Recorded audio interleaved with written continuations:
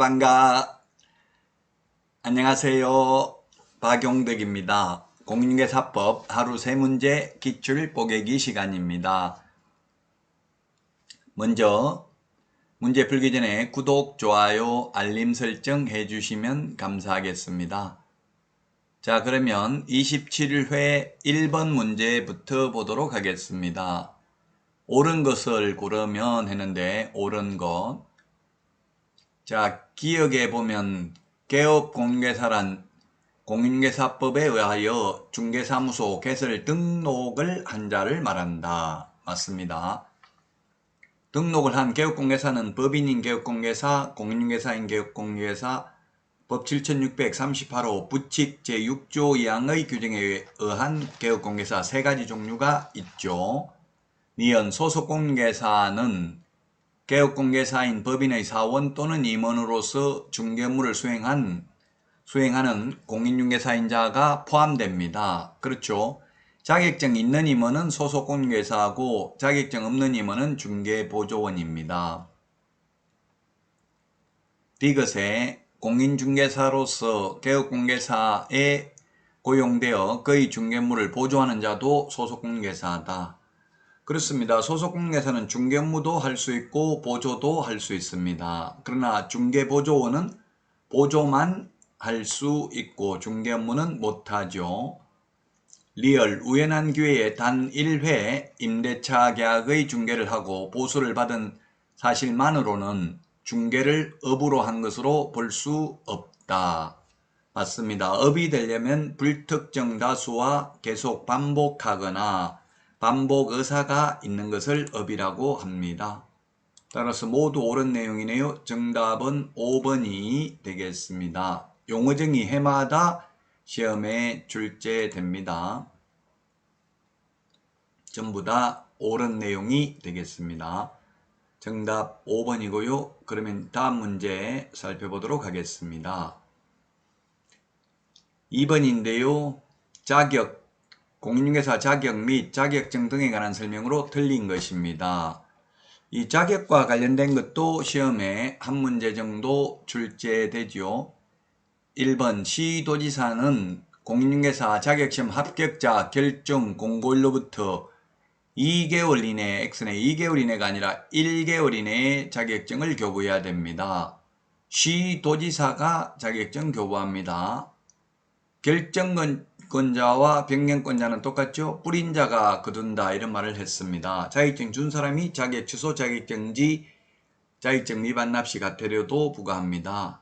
2개월이 아니라 1개월 이내에 자격증을 교부합니다. 그 다음에 2번 자격 취소된 후 3년 미경과자는 공인중개사가 될 수 없습니다. 우리 암기 프린트 46번에 동그라미 5번에 있죠. 그 다음에 3번 자격증 재교부를 신청하는 자는 재교부 신청서를 자격증을 교부한 시도지사에게 제출해야 됩니다. 우리 암기 프린트 54번 맨 밑에 있는데요. 청문과 의견 진술규에만 사무소 관할 시도지사고 나머지는 모두 교부한 시도지사입니다.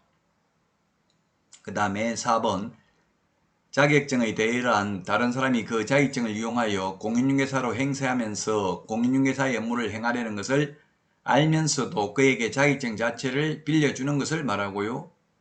그 다음에 5번 공인중개사가 다른 사람에게 자기의 성명을 사용하여 중개업무를 하게 한 경우 시도지사는 그 자격을 취소하여야 한다. 성명 사용하게 하는 것과 양도대여가 똑같습니다. 따라서 만약 공인중개사가 자기 성명 사용하게 했다면 주어를 잘 봐야 되죠. 이건 자격증 양도대여와 똑같고요. 만약에 개업공개사가 자기 성명 사용하게 했다면 그건 등록증 양도대여와 똑같습니다. 따라서 1번이 정답이 되겠습니다. 1번 자격증 교부는 합격자 공고일로부터 1개월 이내에 교부합니다. 우리 암기 프린터 1개월, 2개월, 3개월 다 정리되어 있습니다. 자, 다음은 3번 문제 보도록 하겠습니다. 공인중개사 정책심의위원회와 관련해서 틀린 내용입니다. 1번 공인중개사 정책심의위원회 위원장은 국토부 제1차관입니다. 제가 프린터 위원회 5개 비교하는 거 내드렸고요. 혹시 유튜브 강의만 들어서 자료 없는 분들은 네이버 카페 박용덕 박사의 부동산 여행에 오시면은 자료 다운로드 받을 수 있습니다. 자, 그 다음에 2번 공인중개사 정책심의위원회는 위원장 1명을 제외가 아니라 포함하여 7명 이상 11명 이내의 위원으로 구성합니다. 3번 심의위원회에서 중개보수 변경에 관한 사항을 심의한 경우 시도의사는 이에 따라야 된다 했는데 중개보수는 따르지 않아도 되고요. 자격 취득에 관한 사항만 따르면 됩니다. 자격 취득에 관한 사항은 따라야 되죠. 즉 자격증 시험 난이도가 시도별로 다르면 안 됩니다. 그래서 자격 취득에 관한 사항을 심의 의결한 경우 따라야 됩니다. 그러나 보수는 주택의 경우 시도 조례로 정하기 때문에 국토부령으로 정하는 범위 내에서 따르지 않아도 되죠.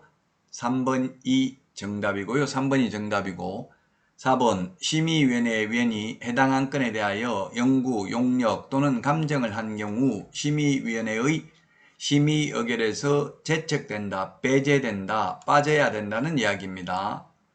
이해관계 있으면 당연히 그 심의 의결에서 제척됩니다. 이해관계에 있는 경우는 4번 맞고요. 5번 부득이한 사유로 직무를 수행할 수 없을 때에는 위원장이 미리 지명한 위원이 직무를 대행합니다. 부위원장이 직무를 대행한다라고 하면 X입니다. 공인중개사 정책심의위원회는 부위원장이 없습니다. 공제운영위원회의 경우 부위원장 있죠? 자, 위원회 비교하는 거 우리 공인중개사 정책심의위원회, 공제운영위원회, 주택임대차위원회, 주택임대차분쟁조정위원회, 상가임대차위원회, 상가임대차분쟁조정위원회 프린터 비교하는 거 내드렸습니다. 꼭 숙지하시기 바랍니다. 따라서 정답은 3번이 되겠습니다. 중개보수 변경에 관한 사항은 따를 필요가 없고요. 자격취득에 관한 사항은 따라야 됩니다. 시도지사가. 따라서 3번이 정답이 되겠습니다. 여러분 많은 도움 되셨나요? 도움 되셨다면 구독, 좋아요, 알림 설정 해주시면 감사하겠습니다. 더딘 것을 염려 말고 멈출 것을 염려하라는 말이 있죠. 여러분들 지금 힘드시더라도 잘 버티시면 실제 시험날 10월 30일 여러분들 가슴 벅찬 희열을 느낄 수 있을 것입니다. 수고 많으셨습니다. 다음 시간에 찾아뵙도록 하겠습니다. 안녕히 계십시오. 안녕.